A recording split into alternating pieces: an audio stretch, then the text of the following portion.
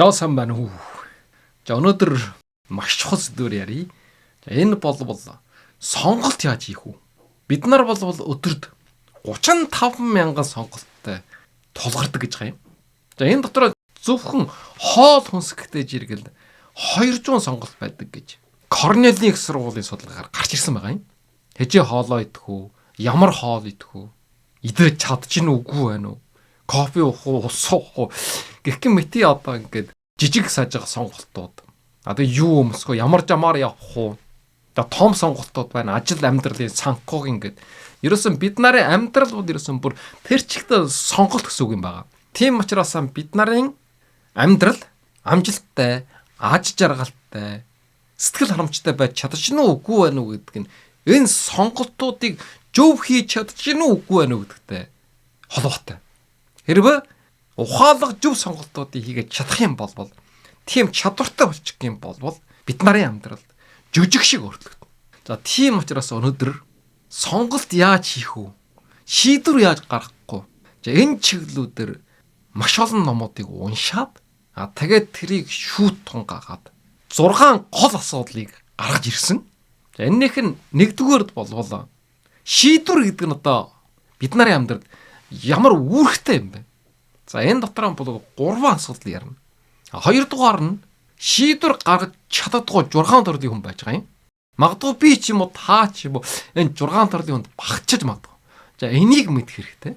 За 3 дугаард нь болвол тэгвэл яаж шийдвэр гаргах чадвараа сайжруулах вэ? 7 төрлийн арга байна. Энэ 7 төрлийн аргыг эзэмших юм бол хэн ч гэсэн зөв оновчтой, түргэн шуурхай, гайхамшигтай шийдвэрийг гаргаж чаддаг болно.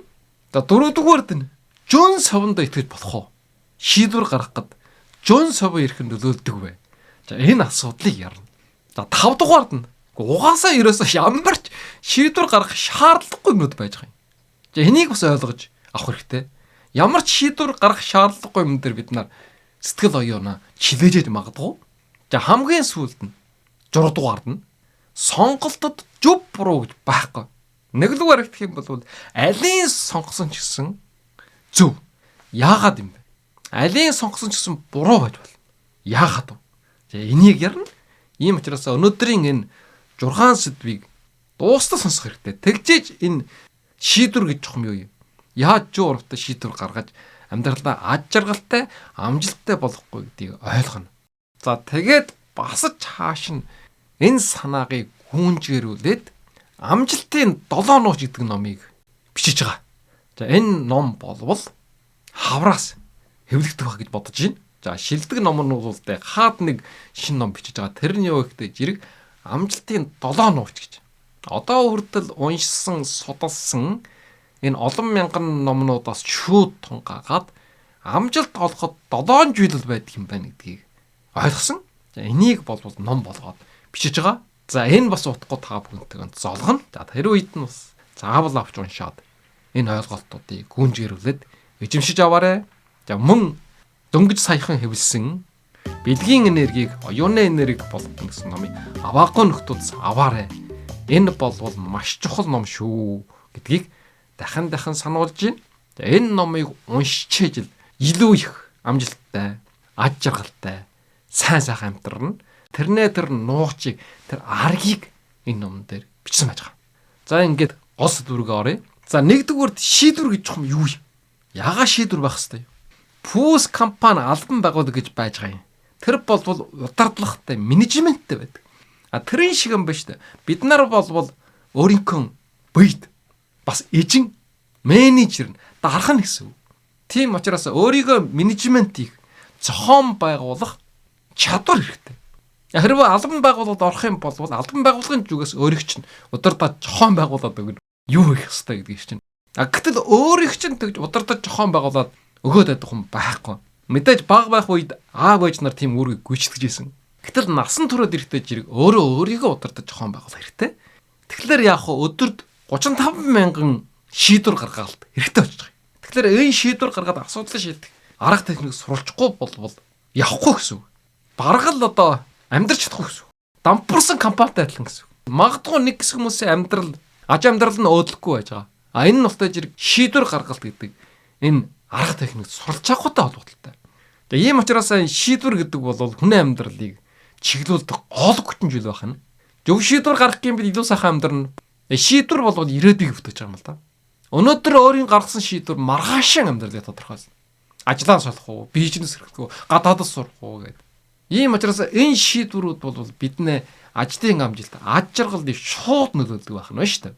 Тэгээд хариуцлага байна. Бие даасан байдлыг нэмэгдүүлнэ. Хэрвээ өөрөө шийдвэр гаргаж чадахгүй бол яг уу бусдаас хамааралтай байх нь шүү дээ. Насан туршдаа бусдын боол байх нь гэсэн үг. Тэгээд яг уу боломжийг, завшааныг, чансыг авна. Зөв шийдвэр гаргах юм бол яг уу шинэ боломжуудыг хатгах нь. Шийдвэр гаргахаас айгаад байх юм бол амьдрал өөрчлөгдөхгүй яг тэр хэвээрэл байна. Сэтгэл санааны ханамжийг нэмэгдүүлнэ. Өөрөө сонголт хийсэн хүн илүү ажралтай байдаг. Алдсан ч. Харин бусдын хэлснээр шийдвэр гаргасан, сонголт хийсэн хүмүүс бол харамсдаг. Өөртөө итгэлгүй болж байгаа. Шийдвэр гаргахгүй айсаар байгаад, шийдвэр гаргахгүй ботсоор байгаад сэтгэлийн готрол ордог ч юм уу, түгшүүр үүсдэг ч юм уу, буруучж магадгүй гэдэг ч юм уу. Амьдралын хөгжил жогсон гэдэг аахгүй юу? Шинэ алхам хийхгүй бол шинэ боломж гарч ирэхгүй. Тэгэхээр яг хөгжилгүй бол. Тэгээ эцэст нь яг нэгд хэвийн амьдрал өссөн жилээ бойлооч чадахгүй. Ийм байдал төр. Энэ бол шийдвэр ерөөсөө ямар ч шийдвэр гаргахгүй байдаг хүмүүст ийм хор хөнөлтэй байна. Дараа нь болтой жиргээр буруу шийдвэр гаргах яг санхүүгийн хохирол гарна шүү дээ. Мэдээж ховчоо хөдөлд авдах ч юм уу. Буруу шийдвэр гаргаад буруу хөрөнгө оруулалт хийдэг ч юм уу. Буруу бизнесийг мөнгө алдах ч юм уу. За хоёрдугаард нь харилцааны асуудал үүснэ. За гэр бүлтэйгөө найз нөхдөдөө мууталждах ч юм уу. Хань ижлөө сонгохуйд буруу сонгодох ч юм уу. За гуравдугаард нь цаг алдна. Буруу шийдвэр гаргачих юм бол дахиад жасна. Алдаагаа залруулна гэд асар их чагаар орно. Хаад тгээс эхэлнэ. Буруу мэрэгжил сонгочлаа. Тэгвэл хаад олон жил зарчулж байгаа шинэ мэдлэг суралцах. Ийм асуудал үүсэж байгаа. Бидний амьдрал дээр маш төгөөмөл байж. Энэ чинь буруу шийдвэр гаргасан толгойтой шүү дээ. Дөрөвдүгээрд нь эрүүл мэндийн сэргээлтэй. Буруу шийдвэр гаргавал яг нь эрүүл мэндээр хохирно. Буруу хооллолдох ч юм уу. Дасгал хөдөлгөөний сонголтыг хийдгүү ч юм уу. За ингээд хамгийн сүүлд нь өөртөө итгэлээ алдна. Би болвол үргэлж буруутдаг. Буруу сонголт хийж чаддаггүй гэдэг. Цааш дээрээс ямар ч сонголт хийж чадахгүй болно. Ийм хор хөнөлтөй байна. За одоо 2 дугаар сэдв. За 2 дугаар сэдв нь юу вэ гэх юм бол тэгвэл ямар хүн шийдвэр гаргаж чаддаггүй. Тэр хүн болгон бас тийм биш. 6 төрлийн хүн байж байгаа. За энэ нь бол нэгдүгээрд айдастай хүн. За айдастай хүн гэдэг нь юу гэхтэй зэрэг алдаа гаргахаасаа хайдаг. Хэрвээ би буруу сонголт хийчих бол яах вэ гэдэг. Хариуцлагаас жогтдох хүн. За энэ ихэд төгөөмөл байна л да. Тэр тусмаа хамт олонны дунд албан байгууллага дээр болвол намайг буруутгах яах вэ гэсэн айдас байна. Өөрөөр хэлэх юм бол шийдвэр гаргаж чадахгүй хүмүүс бол аимхай хүмүүс байх нь. За хоёрдугаард нь өөртөө итгэлгүй хүмүүс. Өөртөө итгэлгүй хүмүүс яг хөөхтэй зэрэг өөрийнхөө шийдвэрийг буруу гэж бодно. Тэгээд бусдын зөвлөгөөийг хэтэрхийг сонсно. Тэгээд өөрийн гэсэн бодолч байхгүй, тэндээс гарах шийдвэрч байхгүй. За ийм хүмүүс. За 3 дугаард нь хэтэрхий их анализ хийдэг хүмүүсүүд. Чадлын шинжилгээ. Сонголт хийхдээ зэрэг хэтэрхий олон талаас нь бодоод эцэст нь ямар ч шийдвэр гаргаж чадахгүй. Ухаан хэтэрхсэн хүмүүсүүд. Тэгэхээр энэ төр шийдвэр болгохны тэгж их олон талаас нь бодох шаардлага байхгүй. Дийлэнх шийдвэрийг болвол хялбарх хийж бол. Гэтэл нэг хэсэг хүмүүс болвол өөрийн хэтэрхий их ухаантай, хэтэрхий их хашир гэд олон талаас нь анализ, чадлын шинжилгээ хийсэр байгаад төгсгөлд нь ерөөсөн ямар ч дүгнэлт гарах чадваргүй болдог. За энэнийх нь басна жишээ нь юу гэхтэй зэрэг төгс шийдвэр хайдаг. Өөрөөр хэлэх юм бол төгс хүмүүс байдаг. Ямар ч өөсөвгүй бүх юм 100%, 200% давуулан биелүүлнэ гэж боддог. Ийм хүмүүс бол бас шийдвэр гаргаж чадахгүй. За дөрөвдүгээрд нь ямар хүмүүс байх вэ гэхтэй зэрэг хариуцлагаас жугтдах хүмүүсүүд. За ийм хүмүүс асар олон байна. Энэ миний хийх ёстой зүйл биш гэж бодно. Надад хамаагүй гэж бодно. Тэрнээсээ илүү бусдыг дагах нь амарх. Толгой дээр нь хариуцлага ирэхгүй учраас. Хэрвээ хамт олонныхон донд ийм сэтгэл зүйтэй байгаа юм бол энэ хүн өөрийнхөө амьдралаар ч гэсэн яг тийм байна гэсэн үг. Тийм зан чанартай гэсэн үг. За 5 дугаард нь хэтэрхий их сонголттой хүмүүс. Олон сонголттой хүмүүсүүд. Сонголт олон байх тусмаа шийдвэр гаргах гэдэг хэцүү. Тэгээд ямар дүгнэлтэнд хүрэх вэ гэхээр алийн сонгосон ч гэсэн харамсах байх гэдэг. Эцсийн дунд алийн ч сонгох үлддэг. За энэ талаар бол хийсэн судалгаанууд олон байж байгаа. Алдартай одоо жимснээ нухш гэдэг судалгаа байдаг. Олон төрлийн жимснээ нухш дэлгүүрд байх юм бол хүн алийн ч худалдаж авдаггүй. Чөөхөн төрлийн жимснээ нухш байх тохиолдолд борлуулалт сайтай байсан гэдэг ийм алдартай судалгаа байдаг. Тэрэн шиг бид нар дэлгүүрд ороод гуталд авах нэгтэй зэрэг олон төрлийн гутлууд байх юм бол өмсөж үссээр байгаа төгсгөлд налийн чахгүй гарч явдаг. Тэгэхээр ийм олон сонголттой хүмүүс. Жургаад нь болтой зэрэг өөрийнхөө юу хүсэж байгааг мэдгүй хүмүүсүүд. За энэ одоо их чухал. Амьдралынхын зорилго нь тодорхой биш. Тийм ч шийдвэр гаргаж чадахгүй. Жишээлбэл би бизнесмен болно гэдэг ч юм уу. Би төрийн албан хаагч байна гэдэг ч юм уу. Би эрдэмтэн судлаач болно гэдэг ч юм уу. Энэ зорилго нь тодорхой биш. Тийм учраас өөрөнд нь бизнесийн шанс явшаан ирсэн ч гэсэн тэрийг сонгож чадахгүй. Энэ миний ажил биш байх гэж бод. Амьдралынхын зорилго нь тодорхой болчихсон. Би болвол бизнес хийн гэж жичсэн хүн юм болвол бизнесээс санал ирэх юм бол шууд шүүрээд авна шүү дээ. Тийм учраас нэгдүгээр бол зорилгоо тодорхой болгох хэрэгтэй байгаа юм. За ингээд 3 дугаард нь яавал шийдвэрээ сайжруулах вэ? 7 арга байж байгаа юм. За энэ 7 аргыг маш товчхон ярив. За нэгдүгээр нь бол саяхан ярьсан шиг зорилгоо тодорхой болгоно. За шийдвэр гаргахдаа энэ сонголт миний зорилгод нийцэн үгүй байна уу гэж асууж сурах. Жишээлх юм бол би жин хаснаа гэж байгаа юм болвол өнөөдөр би чихэртэй өөхтэй хоол сонгож идэх нь миний зорилгод нийцэхгүй байна. Тийм ч учраас өөх тусахгүй чихэргүй хоолыг сонгоно. Тэгэхээр зорилго тодорхой хүн бол буруу шийдвэр гаргах магадлал нь ингэж багасдаг байх нь. За 2 дугаард нь шийдвэрдээ хэтэрхий ханаас ихээс жайс их. Төгс шийдвэр гэж байхгүй. Тийм учраас хэрвээ хангалттай мэдээлэл байх юм бол шууд шийдвэрээ гаргах хэрэгтэй. 80-20-4 гэж байж байгаа юм. Энэ нь юу вэ гэхтэй зэрэг 20% нь бол үлдсэн 80% шийддэг гэсэн ийм зарчим. За энэ зарчмын талаар бол энэ бэлгийн энерги, оюуны энерги болох гэдэг номон дээр дэлгэрэнгүй танилцуулсан байж байгаа. Тийм учраас хамгийн чухал гэсэн 20% мэдээлэл байх юм болвол энэ дээр нь тулгуурлаад шийдвэр гаргаж болно. За 3 дугаард нь сонголтоо багасгах. Сонголт олон юм болвол шийдвэр гаргаж чадахгүйгээс гадна маш их одоо чаагаалдаг. Хэрвээ өөрөнчсөн сонголт 3-аас дээш байх юм болвол 3 жууд юм өөрөөсөө асууж үзэх хэрэгтэй. Аль нь хамгийн их ашигтай вэ? Аль нь хамгийн бага эрсдэлтэй вэ? Аль нь хамгийн хурдан хэрэгжүүлэх боломжтой байна уу гэсэн энэ 3 асуултыг тавиад шийдэх хэрэгтэй. За 4-р арга нь бол жижиг шийдвэрүүдийг автоматжуулах гэдэг арга юм байгаа юм. Өдөрт 35 мянган шийдвэр байгаа учраас тэр болгоныг секунд болгонд нь шийдэд байх шаардлага байхгүй. Тэрийг автомат системд оруулах хэрэгтэй. Жишээлх юм бол юу идэх үү, юу өмсөх үү? Энийг бол шийдсэн байна. Өглөө босох юм бол талх идэн, сүү уун, өндөг идэн гэдэг ч юм уу. Хамгийн сайн нэг төрлийн хувцас өмсөх гэдэг байгаа шүү дээ. Facebook-ийн Zuckerberg, хуучин Apple-ийн Steve Jobs эднэр бол нэг л төрлийн t-shirt өмсдөг. Энэ нь бол сонголтыг багасгаж байгаа. Чаган тэмнэлттэй. Автоматжуулсан хамгийн сонгодог жишээ. Машин шиг гэсэн үг. Өглөө бол 6 чад босно, орой бол 22 чад унтна гэдэг ч юм уу.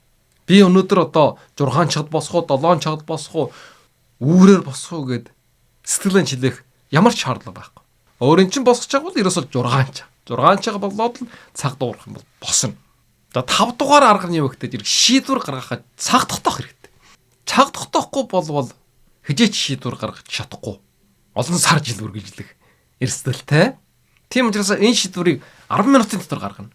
Эсвэл өнөөдрийн дотор гаргана. Эсвэл 1-7 хоногийн дотор энэ шийдвэрийг заавал гаргачихсан байна гэж.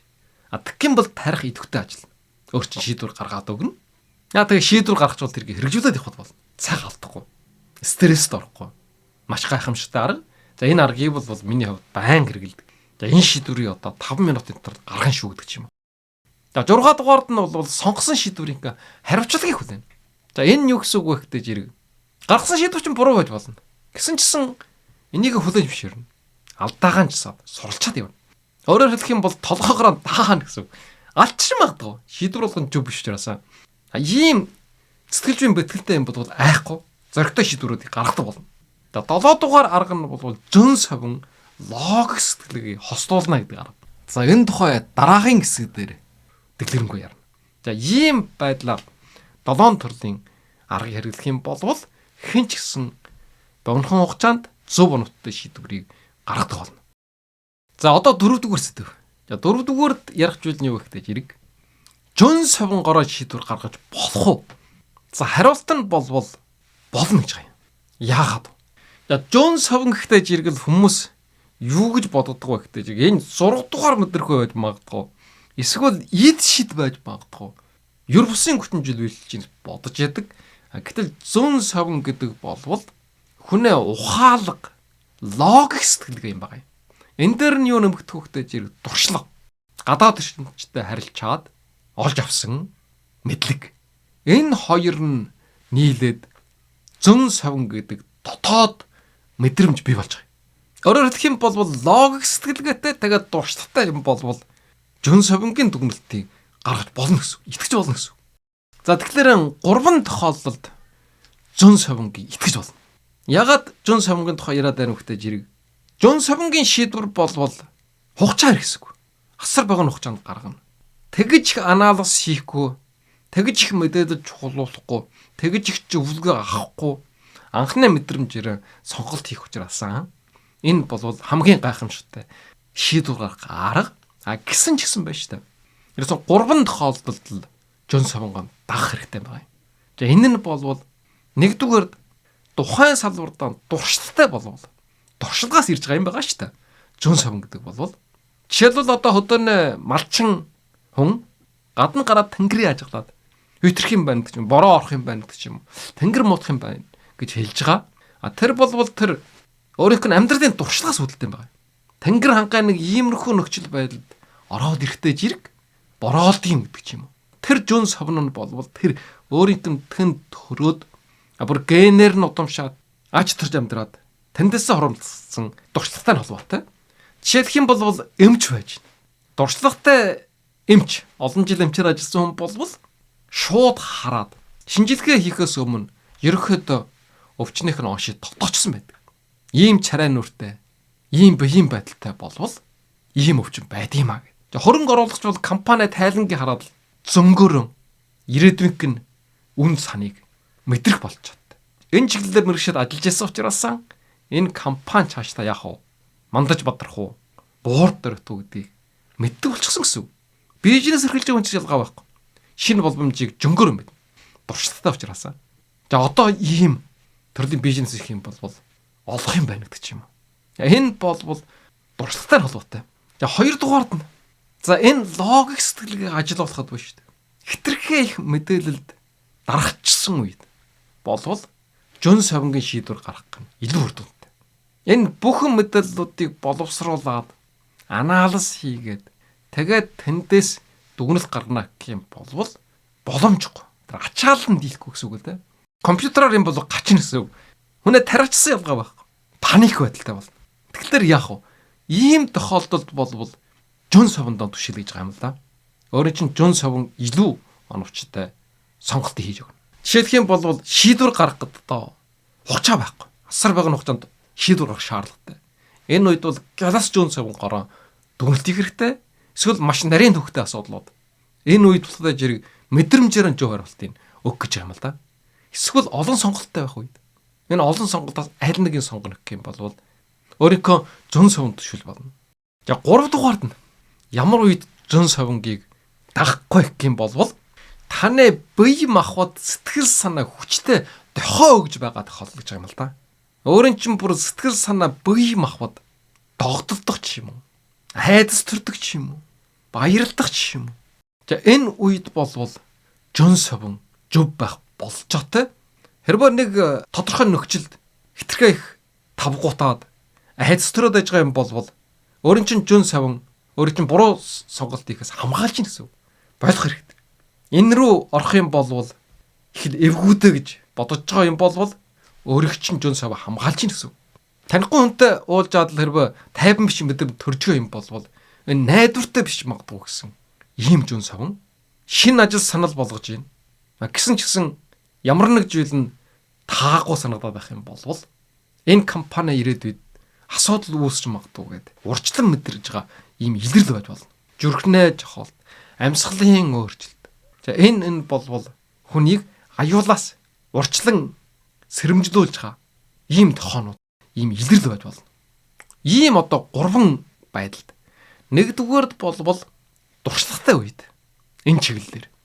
Хоёрдугаард болвол хитрхээ их мэдээлэлтэй үед. Гуравдугаард болвол өөрийн чинь бие махбод дохоо өгж их үед. Жон совондоо итгэж болно. Гэсэн ч гэсэн жон совондоо итгэж болохгүй үгүй байна. За яг энэхээ эсрэг тухайн салбарт ямар дуршлаггүй болвол жон совонд итгэх хэрэг байхгүй. Бизнесийн дуршлаг байхгүйгээр өөр чин жон совоо орж ирж байгаа юм болвол алдна гэсэн үг. Тийм учраас ямар ч одоо дуршлаггүй тэр талаар мэдлэг боловсралгүй зүйл дээр би өөрийнхөө жон совонгаар явдаг хүн гээд сонголт их юм болвол ихэвчлэн одоо буруутгадаг. Тэгээ хоёрдугаард нь сэтгэл хөдлөл маш хүчтэй нөлөөлж их үед. Жишээлх юм бол одоо хитрхээ их одоо сэтгэл санаа өндөр баяртай үед ч юм уу. Эсвэл хитрхээ их одоо уурал бохондсон үед ч юм уу. Жон совонгийн мэдээлэл мэдрэмж болоод буурдаг.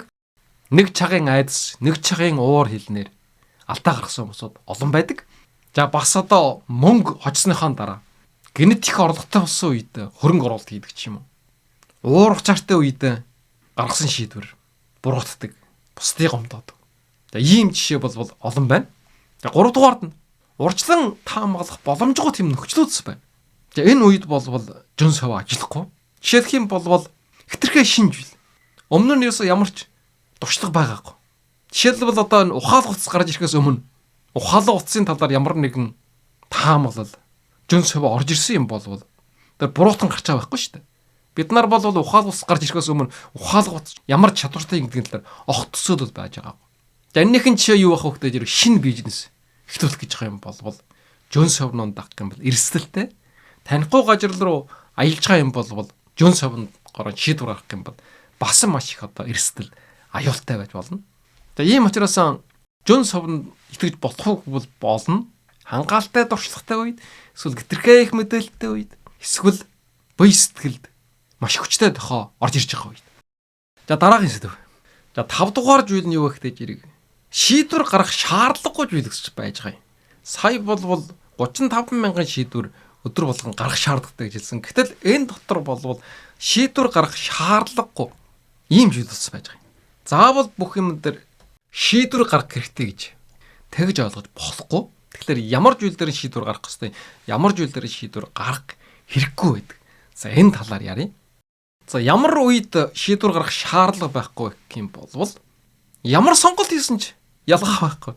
Адилхан. Ийм тохиолдолд шийдвэр гаргах хэрэггүйгээр шууд нэг юм сонгоод явж болно. За жишээлх юм болвол нэгдүгээрд нь ялгаа байхгүй. Ижил үр дүнтэй сонголтууд байна. Жишээлх юм бол чансан өндөг идэх үү, шарсан өндөг идэх үү гэдэг ч юм уу. Аль нь ч болно гэсэн үг. Энд нэг чаг бараад ч юм уу мэдрэлтэй байх шаардлага байхгүй. За хоёрдугаард нь бага ач холбогдолтой жижиг шийдвэрүүд. За амьдрал бас хитрхээ жижиг ямар ч ач холбогдол байхгүй. Ийм сонголтууд байдаг. Жишээлх юм бол цагаан юмс өмсгөө, хар юмс өмсгөө гэдэг ч юм. Аль нь ч болно гэсэн үг. Байгаахын өмсгөлт болно. Нүдэн дөрцсөний өмсгөлт болно. За гуравдугаард нь автомат шийдвэрүүд. Өөрөөр хэлэх юм бол өмнө нь тогтоочсон чарчин байна. Өөрөө нь тийм дадал журшилтай болчихсон. Эсвэл тийм дүрм журамтай. Өглөө бүр 6 чад босдгол гэвэл 6 чад 70 босгол болно. Өглөө болгон шарсан өндөг гэдэг бол тэрийгэ жигтэл болно. Дөрөвдүгээрд нь 60 сонголтууд бол өөрийн чинь урт хугацааны зорилго амжилтанд нөлөөлөхгүй байдаг. Өөрөөр хэлэх юм бол алсын хараатай. Зорилго төлөвлөгөөтэй хүнд. Өдөр тутмын аахар сахарж үйл нөлөө болохгүй. Тийм ч тийм зүйл чаг алдаж сэтгэлэн оюунаа барах шаардлагагүй. Жишээлх юм бол цай уух уу, ус уух уу. Энэ өөрийн чинь ирээдүйн урт хугацааны зорилго зорилтонд нөлөө болохгүй. Ойролцоо агуулгатай 2 ном байх юм бол аль нь ч гэсэн болно. Нэгийг уншихад л хангалттай. За 5 дугаард нь хэрвээ сонголт хийхгүй байснараа өөрийн чинь стресси багасгах юм бол ядрааг багасгах юм бол бас сонголт хийхгүй байж болно. Хитрхээ олон сонголттой үед энэ арга хэрэгжиж болно. Тэр олон юмнаас сонгоно гэж стресстэж ядаргаан дорхийнхаа оронд шууд нэг нь сонгох нь өөрчлөн тустай. Жишээлх юм бол хоолны газар орчход хоол сонгох гэдэг стресстэй хүмүүс олон байна. Тэгвэл найжаасаа юу ч хаалах вэ гэж асуугаад. Найж хамт тоололж байгаа хүн юу чахалсан байна? Тэрийг дагаад чахалчихд болно гэж байгаа юм. Жишээлх юм бол дэлгүүрд ороод маш олон төрлийн сонголтууд. Тэрийг анжаарахгүй биш болно. Шууд өөрийнхөө авъя гэсэн зүйлээр нь төвлөрөөд аваад гарах юм бол бас стресс багсан. Ингээд бол амьдрал дээр ямар ч ашиг хорын харьцаа байхгүй. Тийм зүйлүүдий болвол сонголт хийх шаардлага байхгүй. За ингэж чадах юм бол яг нь анхаарлаа илүү чухал зүйлдээ зарцуулах болчиход. Шийдвэр гаргах энэ ядаргааг бууруулна. Тэгээ амьдралыг энгийн стрессийг багасгах нь илүү бүтэмжтэй аж аргалтай амьдрахад туслана. Амьдрал дээр бол маш их хянуур ханддаг, мэдрэлтдэг гэж ярддаг. Ингэж болохгүй, тэгж болохгүй, ийм байхсаа тийм байх хэвээр. Ингэсэн бол яасан энэ төр гэж. Ийм ялахгүй шалахгүй жижиг зүйлүүд дээр. За энэ бол ерөөсөө ямар ч утга байхгүй. За хамаг сүүлийн асуудал өнөөдөр ярих.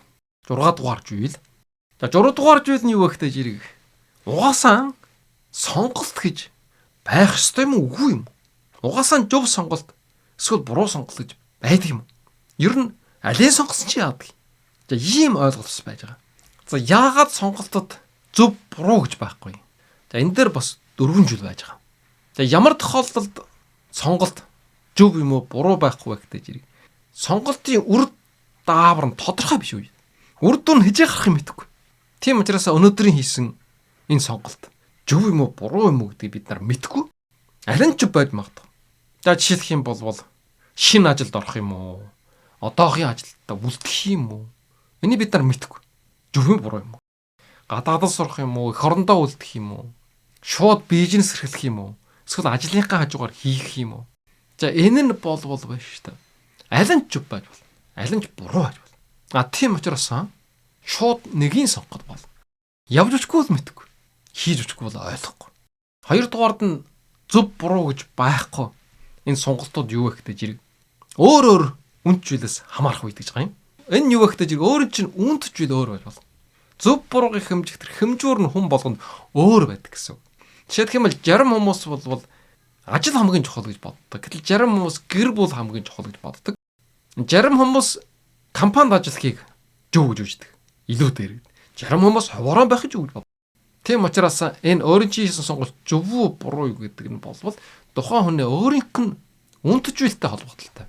Өөр хүний нүдэнд буруу байж болно. Гэтэл өөрийн чинь нүдэнд зөв байх тохиолдол байдаг. За 3 дугаард нь бол ерөөсөө ямар ч сонголт байсан эерэг болоо сөрөг талтай. За ийм тохиолдолд. Жишээлх юм бол хотод амьдрах уу, хөдөө амьдрах уу гэж. Хотод амьдрсан ч сайн тал байна, хөдөө амьдрсан ч гэсэн сайн тал байна. Хотод амьдрсан ч сөрөг талтай, хөдөө амьдрсан ч сөрөг талтай. Тийм учраас өнөөдрийн өөрийнхөө гаргасан энэ сонголтыг, шийдвэрийг заавал зөв юм уу, буруу юм уу гэж үнэлэх шаардлагагүй гэсэн. 4 дугаард нь бол маш зөв юм уу эсвэл маш буруу гэсэн сонголт ирсэн баг байдгүй гэж. Зөвхөн ёс суртахууны асуудалтай шийдвэрүүд болвол үнэхээр зөв гэдэг ч юм уу гарцаа байхгүй буруу гэж тодорхойлох болчоотой. Гэтэл биш шүү дээ. Аль ч шийдвэрийг дагсан жирийн амьдрал дээр ихэвчлэн аль ч сонголтыг хийсэн амьдрал үргэлжилдгээр үргэлжилнэ гэж байгаа юм. Энэ бол бас гайхамшигтай санаа. Энэ сонголтыг хийснээр энэ шийдвэрийг гаргаснараа амьдрал сончно гэж байхгүй. Амьдрал үргэлжилдгээр үргэлжилнэ. За ийм 4 зүйлээс шалтгаалаад болвол сонголт шийдвэрийг зөв буруу гэж үзэж ойлгож болохгүй. Аль нь зөв, аль нь буруу байж болно. Гэсэн ч гэсэн амьдрал үргэлжилдгээр үргэлжилнэ. Гэсэн ч гэсэн зарим тохиолдолд, ер нь ихэнх тохиолдолд гарцаа байхгүй буруу шийдвэрүүд байдаг. За энийг бол мэдэх хэрэгтэй. Жишээлх юм бол өөрийгөө хөгжүүлэхийн оронд үргэлж чагийн дэмий өнгөрүүлэх. Хэрвээ өөрийгөө хөгжүүлэхэд чагжаамаа зарчуулж явах юм бол зөв сонголт. Тэрнийх нь эсрэг нь бол буруу сонголт байна. Жишээлх юм бол бас эрүүл хоолтын баримтлагын оронд үргэлж чихэр ч юм уу, түргэн хоол идэх ч юм уу. За энэ бол бас буруу сонголт. За жишээлх юм бол бас мөнгөний ухаалаг хэрэглэх юм бол энэ зөв сонголт. Тэрнийхээ оронд мөнгөнд дэмий үрэх юм бол энэ бас буруу сонголт. Тэгвэл хамгийн сүүлд нь шүү дээ. Сонголт хийх үед бас нэг зарчим байгаа юм. Гарцаа байхгүй буруу сонголт гэж байгаа. Гарцаа байхгүй зөв сонголт гэж байгаа юм. Өчнөө сонголтыг зөв буруу гэж байхгүй гэж хэлж гээчихсэн. За энэ нь юу вэ гэдэг жирэг сонголт нь өөртөө болоод бусдад хохирол учруулж ийн үгүй байна уу гэдэг дээр тулгуурлах. За ийм чарч. За энэ дээр тулгуурлаад үжих юм болвол ямар нэг зөв сонголт байх юм болвол нэгдүгээрд нь өөртөө болоод бусдад уртаа хугацаанд эерх үр дүнтэй байх. Хоёрдугаар нь бол шудраг бус байдлаас ангид байх. Өөрөөр хэлэх юм бол шудраг бус сонголт шийдвэр гаргах юм бол буруу гэсэн. Тэр өөрийн чинь сонголт шудраг байх юм бол зөв гэсэн. А тэр гуравдугаард нь өөрийн чинь хөгжлийг дэмжиж байгаа юм бол бас зөв сонголт. За одоо гарч байгаа байхгүй буруу сонголт. За энэ нь бас 3 зүйл байгаа юм. За энэнийх нь нэгдүгээр нь болвол өөрийн болоод бусдын эрүүл мэнд амьдралд сөрөг нөлөө үзүүлэх. За энэ сонголтууд, энэ шийдвэрүүд. За хоёрдугаар нь болвол үргэлж асуудлыг хойш тавьдаг, хийхгүй байх, залхуурдаг, хойшлуулдаг. За энэ бол буруу. За гуравдугаар нь болвол ёс суртахууны хувьд хүлээн зөвшөөрөгдөөгүй зүйлийг хийх. Ёс суртахууны алдаатай сонголтыг тэр тусмаа одоо хууль дүрмэж өрчих. Энэ бол буруу сонголт. За энэ 6 дугаар зүйлийг дүгнэлт хэлэх юм бол зөв буруу байхгүй сонголтны үг гэж ирэг. Сонголтын үр дүн тодорхойгүй. Эсвэл хүн бүрийн үнд зүйл зориг өөр. Эсвэл аль ч сонголт байсан давуу тал бол сул талтай. За ийм нөхцөлд болвол зөв буруу гэж байхгүй. Үнэлэх шаардлагагүй. За зарим сонголтуудын үед бол үнэхээр гарч байгаа байх зөв болоод буруу гэж байна. Тэр нь юу гэх юм бол өөртөө болоод бусдад хохирол учруулж ийн үгүй байна уу гэдэг рүү чиг. Ёс суртахууны эсрэг байна уу үгүй байна уу? А тэгээд өөрийн чинь зорилго үнд зүйлсээс өөр байна уугүй байна. Өөрийнхөө зорилго үнд зүйлээс тэс өөр сонголт хийж байгаа юм болвол энэ бас буруу байх тохиолдол байгаа юм. За ийм байдлаар сонголт гарахгүй байж болно. Ямар ч ач холбогдол сонголтууд байдаг. Энэнийхэн жирэгч бас жайлшгүй зөв болоод жайлшгүй буруу гэсэн сонголтууд байж байгаа юм. За өнөөдрийн ярьсныг дүгнэе. Өнөөдөр 6 зүйлийг ярлаа. За энэ болвол миний бичиж байгаа амжилтын 7 нуугч гэдэг номонд орсон нэг зүйл юм байгаа юм. За энэ ном болвол бас утгагүй хэвлэгдэх байх гэж найдаж байгаа. За энэ ном хэвлэгдэх үед нь авч уншаарай. Маш олон чухал зүйлүүдийг бичсэн энэ номыг унших юм бол амжилтанд гарцаа байхгүй хүрэх ийм зүйлүүдийг оруулсан байж байгаа. За ингээд энэ 6 зүйл дээр юу ярьсан бэ гэх юм бол хүн өдөрт 35 мянган шийдвэр гаргах, сонголт хийх байдалтай тулгарч яадаг. Тэгэхээр зөв шуурхай шийдвэрийг гаргаад явах юм бол амьдрал тэр хэмжээнд үр дүнтэй, амжилттай, аж жаргалтай байна. Эннийхээ эсрэгээр шийдвэр гаргахгүй ч юм уу. Тэгэх юм бол хөгжил байхгүй. Очроод нь эсвэл буруу шийдвэр гаргах юм бол асар их хохиролтой, чаг хугацаа, эд материал, сэтгэл санааны хувьд. Ингээд шийдвэр гэж юм ямар үүрэгтэй байдаг. Шийдвэр гаргаж чадахгүй бол ямар үр дүн төрөх вэ? Буруу шийдвэр гаргах юм бол яах вэ? За энийг ярьсан нэгдүгээр зүйл дээр, хоёрдугаар зүйл дээр бол шийдвэр гаргаж чаддаггүй 6 төрлийн хүн байдаг. За энэ нь ямар хүмүүс байх вэ гэдэг чинь айцтай хүмүүс, аимхай хүмүүс. Хоёрдугаард нь өөртөө итгэлгүй хүмүүс. Гуравдугаард нь хэтэрхий их анализ хийдэг хүмүүсүүд. Дөрөвдүгээрд нь хариуцлагаас жугддаг хүмүүс. Тавдугаард нь хэтэрхий их сонголттой хүн. Жургадугаард нь өөрийнхөө юу хийхийг, юу хүсэж байгааг мэдгүй, зориггүй хүмүүс. Шийдвэр гаргаж чаддаггүй. Ингээд энийг засах 7 аргыг ярьсан. Энэний төлөө бол нэгдүгээрд нь зорилгоо тодорхойлох хэрэгтэй. Шийдвэртэн хэтэрхий их анализ хийхээс жайлсах хэрэгтэй. Сонголтоо багасгах хэрэгтэй. Жижиг шийдвэрүүдийг автоматжуулах хэрэгтэй. Шийдвэр гаргахдаа цаг тогтоох хэрэгтэй. Сонгосон шийдвэртээ хариуцлага хүлээнэ гэсэн сэтгэл зүйтэй байх хэрэгтэй. Долоод нь ултай жирэг жун совин логик сэтгэлгээгийг хослуулж ашиглах гэж. Энэ 7 аргыг хэрэглэх юм бол шийдвэр гаргаад эрс сайжирна. Дөрөвдүгээрд нь жун совиндоо итгэж болох уу гэдэг асуудал ярьсан. Тэгвэл болно 60 тохиолдолд жун совиндоо итгэх нь зөв. Ямар тохиолдолд итгэж болох уу? Ямар тохиолдолд итгэж болохгүй гэдгийг маш дэлгэрэнгүй ойлгомжтой ярьсан. Хэрвээ энэ яраагийг сонсохгүй юм бол сохроор жун совиндоо итгээд алдаж магадгүй. Тийм учраас тэмдэглээд авах хэрэгтэй. 5 дугаард нь хичнээн одоо өдөрт 35 мянган шийдвэр гаргалттай тулгардаг ч гэсэн ямар ч шийдвэр гаргах шаардлагагүй зүйлүүд байдаг. За тэрийг нэг бүртлэн хэлсэн. За хамгийн сүүлд нь тэгээд жохон мань шийдвэр гэдэг чинь яг үнэндээ зөв юм уу буруу юм гэдэг асуудал. За энэ хариулт нь бол маш тодорхой. Гарчаа байхгүй жайлшгүй зөв гэж үзэж байгаа. Тийм шийдвэрүүдс байдаг. Гарцаа байхгүй буруу гэж үжигдэх шийдвэрүүд байна. Тэгээд алийн сонгосон ч гэсэн болох тийм шийдвэрүүд байж байгаа юм. За энийг бол хэлсэн хамгийн одоо байж болохгүй шийдвэр нь юу вэ гэдэг чинь өөрийгөө болоод бусдын эрх ашигыг хохироолсон эсвэл ёс суртахуун хууль журмын эсрэг энэ шийдвэрүүд бол гарцаа байхгүй буруу. Харин бусдын сайн сайхны төлөө өөрийгөө болоод бусдын хөгжил дэвшил ад жаргалын төлөө гаргасан шийдвэрүүд бол ихэвчлэн зөв байдаг гэж ингэж ярьлаа.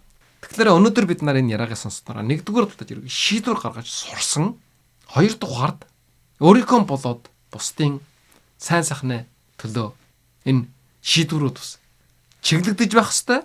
Тэр нь болвол илүү их сэтгэл ханамжтай, ад жаргалтай амьдрахад тусад нь зөвхөн өөртөө биш хамт олнороо нийгмээр ад жаргалтай сайн сайхан амьдрал.